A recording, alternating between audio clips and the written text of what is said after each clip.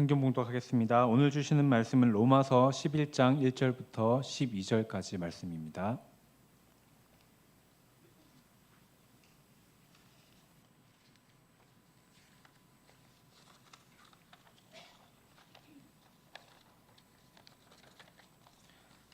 제가 먼저 한 절 읽고 교독하시겠습니다. 그러므로 내가 말하노니 하나님이 자기 백성을 버리셨느냐? 그럴 수 없느니라. 나도 이스라엘이니요 아브라함의 씨에서 난 자요 베냐민 지파라. 하나님이 그 미리 아신 자기 백성을 버리지 아니하셨나니 너희가 성경이 엘리야를 가리켜 말한 것을 알지 못하느냐? 그가 이스라엘을 하나님께 고발하되 주여, 그들이 주의 선지자들을 죽였으며 주의 제단들을 헐어버렸고 나만 남았는데 내 목숨도 찾나이다 하니 그에게 하신 대답이 무엇이냐? 내가 나를 위하여 바알에게 무릎을 꿇지 아니한 사람 7,000명을 남겨두었다 하셨으니 그런즉 이와 같이 지금도 은혜로 택하심을 따라 남은 자가 있느니라. 만일 은혜로 된 것이면 행위로 말미암지 않음이니 그렇지 않으면 은혜가 은혜되지 못하느니라. 그런즉 어떠하냐? 이스라엘이 구하는 그것을 얻지 못하고 오직 택하심을 입은 자가 얻었고 그 남은 자들은 우둔하여졌느니라. 기록된 바 하나님이 오늘까지 그들에게 혼미한 심령과 보지 못할 눈과 듣지 못할 귀를 주셨다 함과 같으니라. 또 다윗이 이르되 그들의 밥상이 올무와 덫과 거치는 것과 보응이 되게 하시옵고 그들의 눈은 흐려보지 못하고 그들의 등은 항상 굳게 하옵소서 하였느니라. 그러므로 내가 말하노니 그들이 넘어지기까지 실족하였느냐? 그럴 수 없느니라. 그들이 넘어짐으로 구원이 이방인에게 이르러 이스라엘로 시기나게 함이니라. 그들이 넘어짐은 세상의 풍성함이 되며 그들의 실패가 이방인의 풍성함이 되거든 하물며 그들의 충만함이리요. 아멘. 이 시간 이요한 담임 목사님께서 복음으로 새롭게 되는 교회 로마서 23번째 시간입니다. 자기 백성을 버리지 아니하셨나니 라는 제목으로 말씀 전해 주실 때 모두 은혜 받으시기를 원합니다. 할렐루야. 우리 좌우에 계신 성도님들과 함께 인사하고 말씀 나누겠습니다. 주님의 이름으로 사랑합니다. 1980년대 인사를 해서 죄송합니다. 우리 마음에 하나님께 실망스러운 마음이 들 때가 있습니다. 오랫동안 기도하며 간절히 구했는데도 아무런 변화가 없고 오히려 문제가 악화되기만 하고 그러면 하나님께 실망스러운 마음 또 섭섭한 마음이 들죠. 예수 믿지 않는 가족의 구원을 위해서 기도해 온 지 오래됐는데 아무런 변화가 없습니다. 어쩌다가 예수 믿으라고 말이라도 꺼내면 더 짜증을 내고 이전보다 더 싫어하고 반대를 하고 나는 간절히 저들의 구원을 위해서 기도했건만 실상은 아무것도 안 보이고 해결의 기미도 없으면 이게 벌써 몇 년째인가 내가 얼마나 많은 공을 들였는데 얼마나 더 기다려야 되는가 이러면서 하나님께 실망스러운 마음 섭섭한 마음이 들어옵니다. 가족 구원만의 얘기가 아니죠. 내가 기대하며 기도한 것들 정말 멋지게 이루어지리라 기대했지만 지금까지 아무 일도 일어나지 않은 걸 생각하면 더 악화되고 어려워지는 것을 바라보면 그런 생각 드는 거죠. 하나님은 내게 아무런 신경도 안 쓰시는 건가? 하나님이 날 버리셨나? 이런 생각이 듭니다.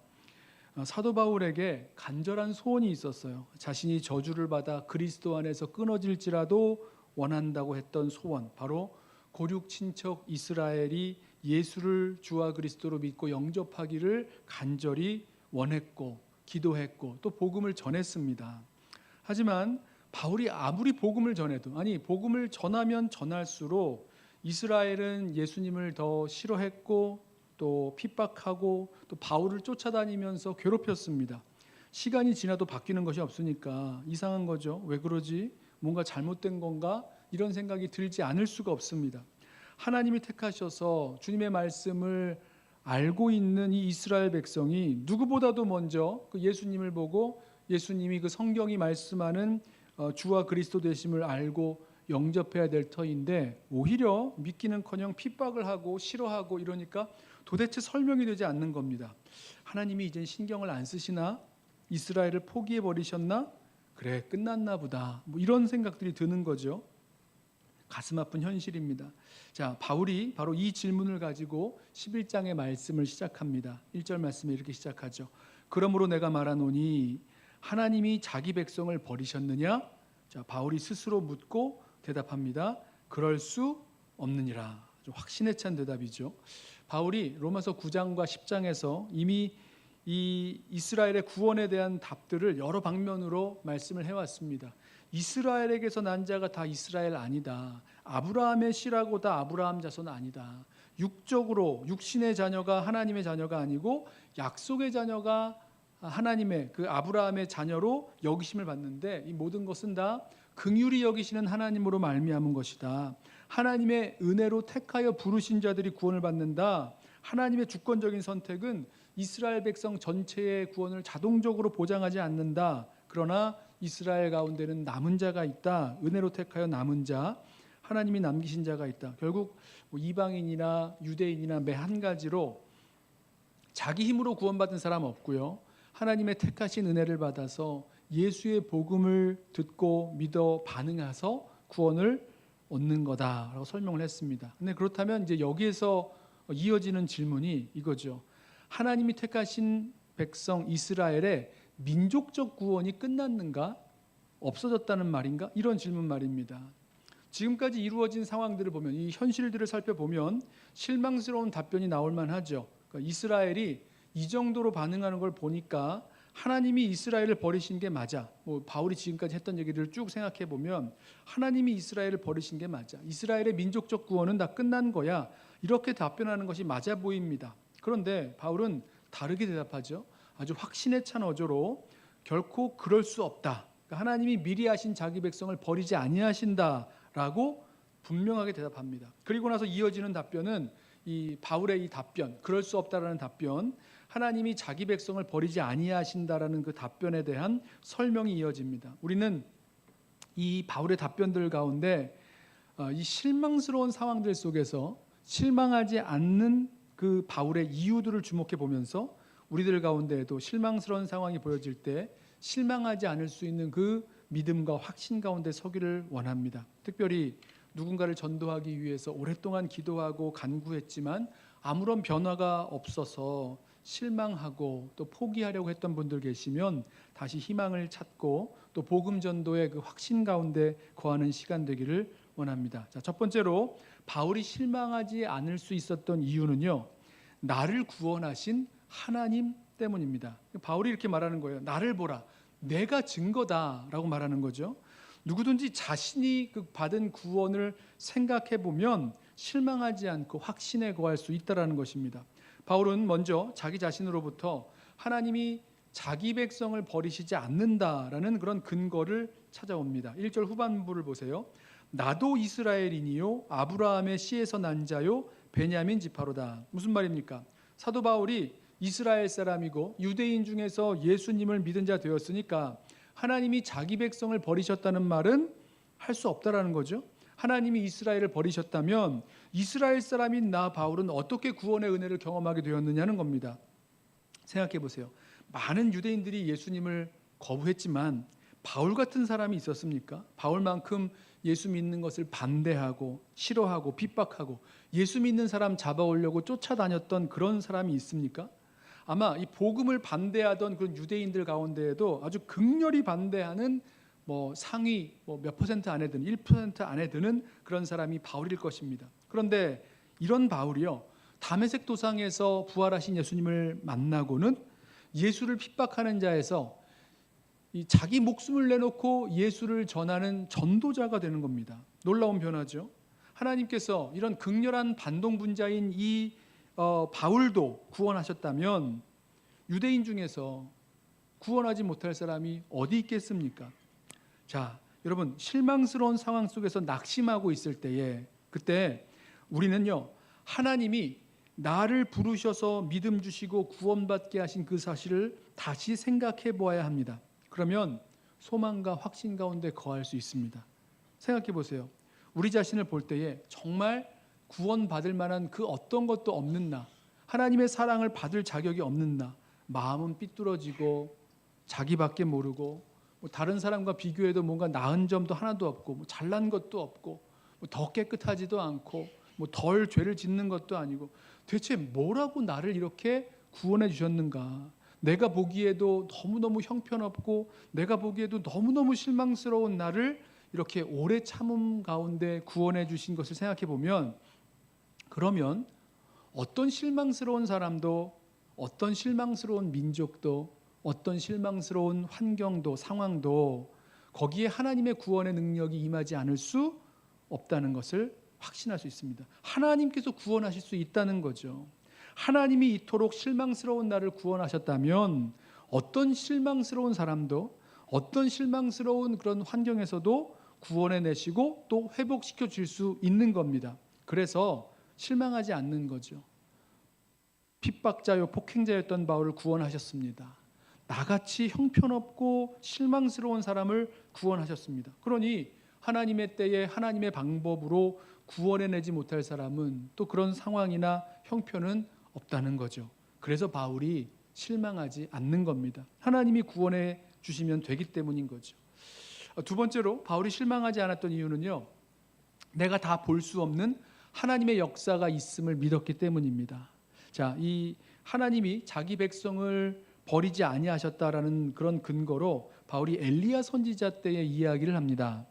이스라엘이 남유다와 북이스라엘로 나뉘죠. 그리고 북이스라엘에 아합이라는 왕이 있었는데 시돈 나라의 공주 이세벨과 결혼을 했습니다. 이세벨이 들어와서 이 온 이스라엘에, 북이스라엘 온 전역에 국가적으로 바알과 아세라를 숭배하게 했고 또 여호와의 선지자, 하나님의 선지자들을 찾아다가 죽였습니다. 자, 영적인 암흑기죠. 이 상황 속에서 엘리야 선지자는 홀로 이 왕과 또 국가와 이 싸움을 싸우는데요. 아합 왕에게 나아가서 이스라엘에게 수년 동안 기근이 있으리라 이야기를 하고 선포합니다. 3년 동안 아주 극심한 기근이 이어지는데 그때 다시 아합 왕에게 찾아가서 이 바알과 아세라의 선지자 850명을 불러다가 대결을 신청합니다. 갈멜산에 제단을 쌓고, 이 두 제단이죠. 하나는 바알의 제단, 하나는 여호와 하나님의 제단, 두 제단을 쌓고 먼저 불로 응답하는 그 신이 참 하나님이다라는 대결을 벌입니다. 바알과 아세라의 선지자 850명이 아침부터 저녁까지 바알의 이름을 부르고 자기 몸에 이렇게 막 피를 내면서 막 별짓을 해도 아무 응답이 없죠. 자, 그때 저녁 소재 드릴 시간이 되었을 때, 저녁 시간 해질 때가 된 겁니다. 그때 엘리야가 무너진 여호와의 제단을 수축하고 거기에 하나님께 기도했더니 여호와의 불이 하늘에서부터 내려와서 모든 재물을 다 살라버린 겁니다. 엘리야가 바알과 아세라의 선지자 850명을 붙잡아다가 기손 시내가에서 다 죽입니다. 놀라운 이 승리죠. 그런데 이 소식을 들은 그 이세벨이 사람을 보내서 엘리야 이놈 너 잡히기만 해봐라, 내가 반드시 너를 죽일 것이다 라고 이야기를 합니다. 그러자 엘리야가 낙심을 해요. 너무너무 낙심을 해서 광야로 도망을 칩니다. 우리 잘 아는 그 로뎀나무 아래 쓰러져서 하나님께 하소연을 하죠. 하나님, 이제 저를 좀 죽여주십시오. 저 힘듭니다 하면서 고통을 호소합니다. 하나님이 천사를 보내셔서 엘리야를 먹여주세요, 만져주세요, 회복시켜 주십니다. 그리고 기운을 차린 엘리야가 이제는 그 호렙산으로, 하나님의 산으로 이르러서 동굴로 숨어 들어갑니다. 그때 하나님이 찾아오셔서 하신 말씀이 엘리야야, 네가 어찌하여 여기 있느냐 물으세요. 그때 엘리야가 한 대답이 오늘 3절에 나오는 말씀이에요. 주여, 그들이 주의 선지자들을 죽였으며 주의 제단들을 헐어버렸고 나만 남았는데 내 목숨을 찾나이다. 엘리야는 지쳤습니다. 두려워합니다. 낙심했습니다.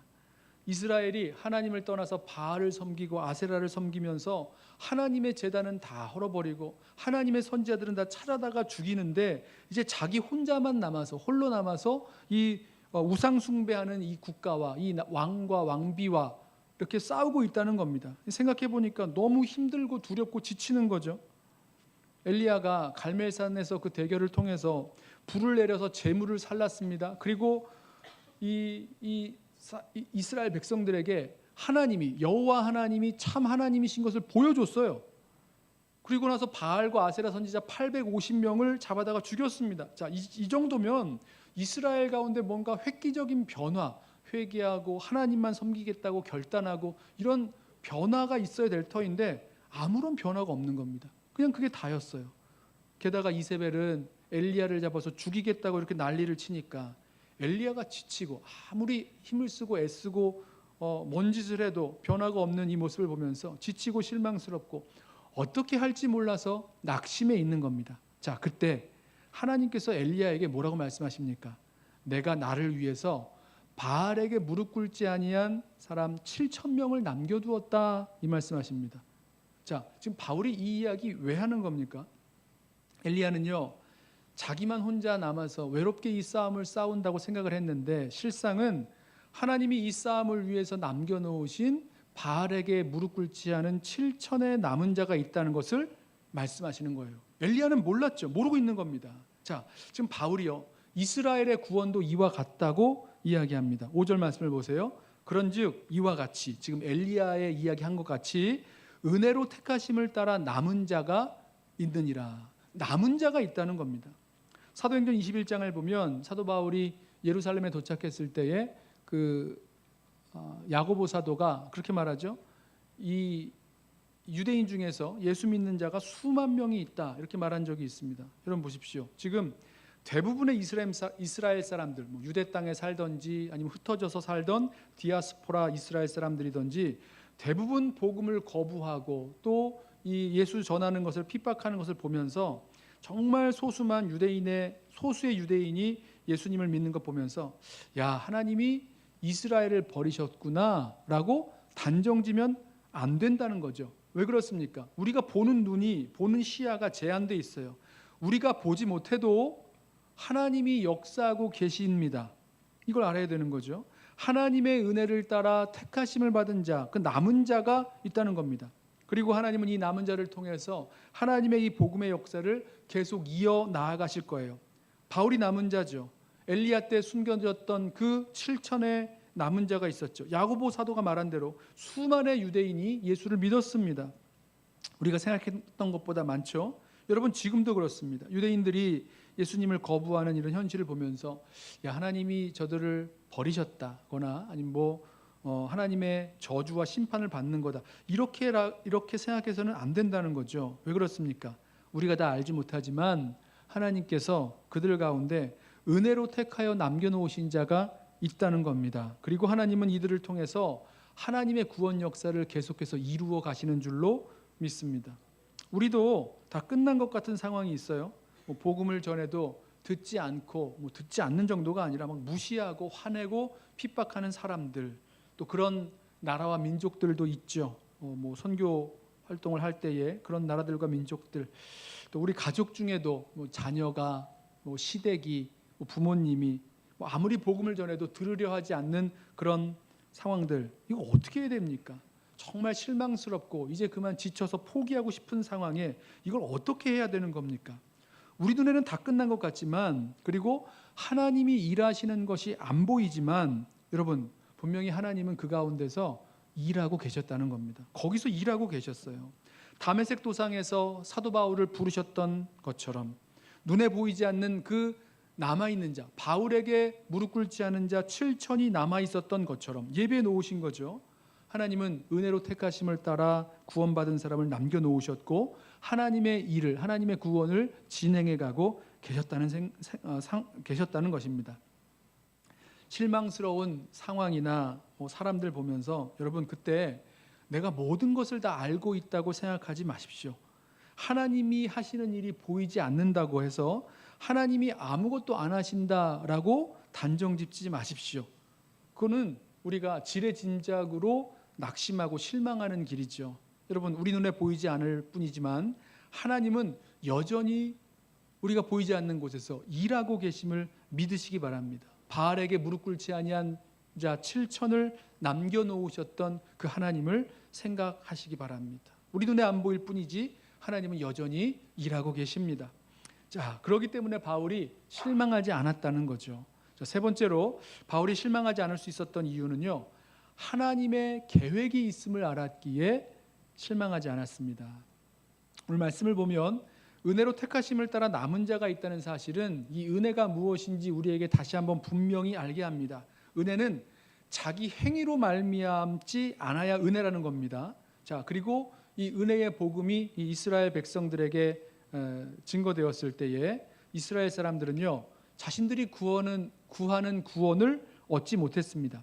택하심 받은 자가 구원의 은혜를 얻었지만 나머지 사람들은 그 마음이 우둔해졌다라고 말씀합니다. 자, 여기서 우둔해졌다는 말이 등장하는데요. 이 말은 돌처럼 딱딱해졌다라는 것입니다. 그러니까 신약 성경에서 영적인 무지와 무감각 또 이런 이 반역 이런 것들을 나타낼 때 쓰는 말인데요. 깨닫지 못하고 마음이 둔해졌다. 이럴 때 사용하는 말입니다. 말씀을 들어도 깨닫지 못하고 감동도 없고 믿으려 하지도 않고 무덤덤하고 무관심하고 무감각해지고 오히려 반역하려는 그 상태를 이 우둔해졌다라고 표현하는 겁니다. 자, 이렇게 이스라엘의 심령이 이스라엘 백성의 그 심령이 우둔해진 것을 성경을 들어 증언하는데 뭐라고 말하냐면 바울은 하나님이 그렇게 하셨다 그래요. 7절을 보십시오. 기록된 바 하나님이 오늘까지 그들에게 혼미한 심령과 보지 못할 눈과 듣지 못할 귀를 주셨다 함과 같으니라. 하나님께서 혼미한 심령을 주시니까 그 마음이 깨닫지를 못합니다. 보지 못할 눈을 주시니까 보아도 못 봅니다. 알지를 못합니다. 들어도 깨닫지를 못합니다. 듣지를 못합니다. 이해되지 못합니다. 이걸 하나님이 그렇게 하셨다는 거예요. 그 결과 이스라엘이 예수님과 그 복음을 거부하게 되었다는 거죠. 자, 이 말씀을 반대로 뒤집어 보면 하나님의 택하신 은혜가 우리들 가운데 어떻게 임하는지를 알 수 있어요. 반대로 혼미한 심령 가운데 깨닫는 마음을 주십니다. 복음이 무엇인지 깨닫는 마음 주시고 어두워진 그 눈이 열려서 정말로 하나님의 그 구원의 역사가 보이고 그 듣지 못하는 귀가 열려서 듣게 되면서 하나님의 그 구원 역사인 예수 그리스도의 십자가와 그 복음, 그 구속 사역을 보게 되고 듣게 되고 깨달아지고 감동하게 되고 그 주님의 사랑에 감동하여 울게 되고 뭐 이런 일들이 벌어진다는 거죠. 그게 바로 하나님의 택하신 자가 받아 누리는 은혜인 것입니다. 알게 되고 깨닫게 되고 보게 되는 그 사실 말입니다. 이어지는 그 인용도 마찬가지의 말씀이에요. 다윗이 시편 69편에서 자신의 원수들의 밥상이 그 올무와 덫과 또 거치는 것, 또 보응이 되게 해달라고 기도를 했는데 여기서의 밥상, 뭐 잔치상, 뭐 어떻게 양쪽으로 다 번역이 되는데요. 좋은 거죠. 밥상 얼마나 좋습니까? 매일 먹을 수 있는, 먹어야 살 수 있는 아주 좋은 것, 뭐 좋다고 생각되는 것. 이 밥상이 좋은 것이 오히려 올무가 되고 덫이 돼서 걸려지고 넘어지고 보복을 받게 되는 게 해달라고 기도했고 다윗의 기도가 그대로 이루어진 거죠. 자, 그 눈이 어두워져서 보지 못하게 되고 등은 굽어져서 하나님을 볼 수 없는 그런 상황이 되었습니다. 자, 이게 지금 이 이스라엘 백성의 상황이라는 겁니다. 그런데 여러분 여기서 이렇게 끝나지 않습니다. 여기에 반전을 일으키는 하나님의 계획이 남아 있다는 거죠. 11절 말씀을 보십시오. 그러므로 내가 말하노니 그들이 넘어지기까지 실족하였느냐? 그럴 수 없느니라. 그들이 넘어짐으로 구원이 이방인에게 이르러 이스라엘로 시기나게 함이니라. 그들의 넘어짐이 세상의 풍성함이 되며 그들의 실패가 이방인의 풍성함이 되거든 하물며 그들의 충만함이리요. 우선 이 바울이 그 이스라엘의 넘어짐, 이스라엘의 그 실패가 완전히 넘어지기까지 넘어진 건 아니라고 대답합니다. 이 넘어진다는 말이요, 무슨 뜻이냐면 다시 회복할 수 없을 정도로 떨어져서 끝장나는 것을 말합니다. 세번역 성경은 이렇게 번역했어요. 이스라엘이 걸려 넘어져서 완전히 쓰러져 망하게끔 되었습니까? 이렇게 번역했습니다. 뭐라고 대답합니까? 바울이 뭐라고 대답합니까? 그럴 수 없느니라. 전혀 그렇지 않다는 확신에 찬 대답을 합니다. 이스라엘의 실패는 완전히 끝나버리는 최종적인 실패가 아니라는 거죠. 오늘 본문 초반에 이스라엘의 그 실패가 모든 이스라엘 전체의 그 전체적인 실패가 아니요, 은혜로 택하여 주신 남은 자가 있었던 것처럼 이스라엘의 실패가 이번에는 최종적인 실패는 아니라는 거죠. 왜 그러냐면 이스라엘의 그 실패, 이스라엘의 그 넘어짐에는 하나님의 계획이 담겨 있었어요. 이들이 넘어짐으로 구원이 이방인에게로 가게 됐습니다. 맞죠? 사도행전 보시면 바울이 가는 곳마다 유대인의 회당에서 복음을 전하는데 대부분의 유대인들은 복음을 받아들이지 아니하고 거부합니다. 핍박합니다. 그러니까 바울이 유대인들을 떠나서 이방인들에게 복음을 전하기 시작해요. 그랬더니 이방인들이 예수님을 믿고 영접합니다. 자, 근데 이 일이 어디를 가도 계속 이런 일이 벌어지는 겁니다. 어디를 가서 전도해도 유대인들은 거부하고, 그래서 유대인들을 떠나서 이방인들에 나아가 전도하면 그들이 예수를 믿고 영접하게 되는 일이 계속 벌어지는 거예요. 그러니까 유대인들의 거부를 통해서 이방인들이 예수를 믿게 되었으니 너무너무 놀라운 일이죠. 감사한 일이죠. 이스라엘의 실패, 이스라엘의 그 거부가 구원의 역사를 이방인에게로 향하게 하고 또 이방인을 구원하게 하는 그 시발점이 되는 놀라운 일이 벌어진 겁니다. 자, 그런데 하나님의 구원 계획이 여기에서 끝나지 않고 더 있어요. 이번에는 다시 이제 사도 바울이 설명하죠. 이방인의 구원은 이스라엘 백성을 시기하게 만들어서, 우리 그런 거 있죠. 누군가가 잘 되고 좋은 일이 생기면 그 사람들을 시기하는 거잖아요. 그런 것처럼 이방인의 구원받은 하나님의 백성으로 구원받고 또 은혜 받고 복 받는 그런 모습을 보면서 이스라엘로 시기하게 만들어서 이스라엘이 다시 충만하게 되어지는 구원 역사가 있다는 겁니다. 이것이 하나님의 계획이라는 거죠. 그리고 여기서 한 번 더 나아가서 그 이스라엘의 충만함이 이루어질 때에 이 세상에는 뭐 이스라엘이 그렇게 실패했을 때보다 더 큰 풍성한 축복을 가져오게 될 것이다. 이렇게 설명을 합니다. 자, 이렇게 생각해 보면 이스라엘의 넘어짐은 완전히 넘어짐이 아니죠. 일어설 수 없는 넘어짐이 아니라 일어설 수 있는, 아니 다시 일어서게 하시려는 그런 실패가 되는 겁니다.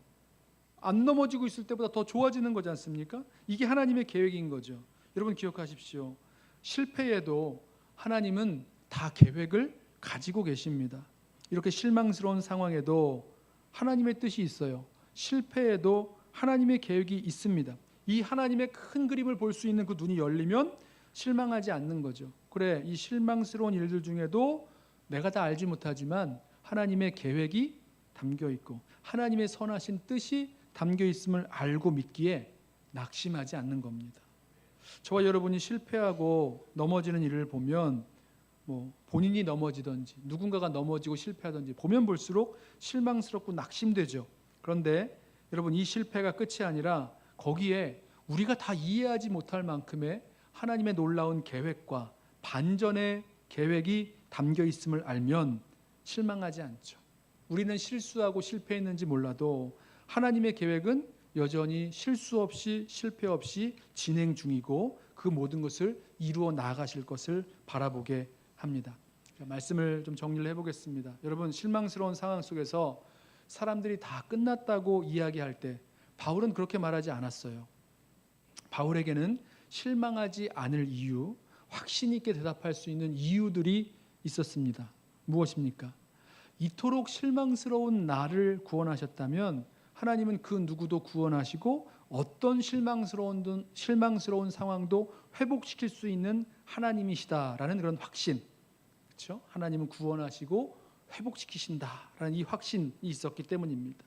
두 번째로, 엘리야 말고 바알에게 무릎 꿇지 않은 그 7천의 사람을 남겨놓으셨던 것처럼 내가 보지 못하는, 내가 알지 못하는 곳에서 하나님의 구원 역사가 이루어지고 있다는, 하나님은 지금 일하고 계신다는 그런 확신 말입니다. 그리고 마지막으로, 실패가 다 끝난 것이 아니라 그 실패에도 하나님의 선하신 계획과 역사가 담겨 있다는 확신.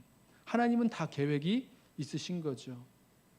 우리 사람이나 상황이나 무엇이든지 실망스러울 때마다, 또 하나님께 실망스러운 마음이 들 때마다 다시 한번 이 바울이 보여주었던 이 믿음과 확신으로 다시 일어날 수 있는 저와 여러분 되시기를 예수님의 이름으로 부탁하며 축원합니다. 우리 함께 일어나셔서 찬양하겠는데요. 하나님 한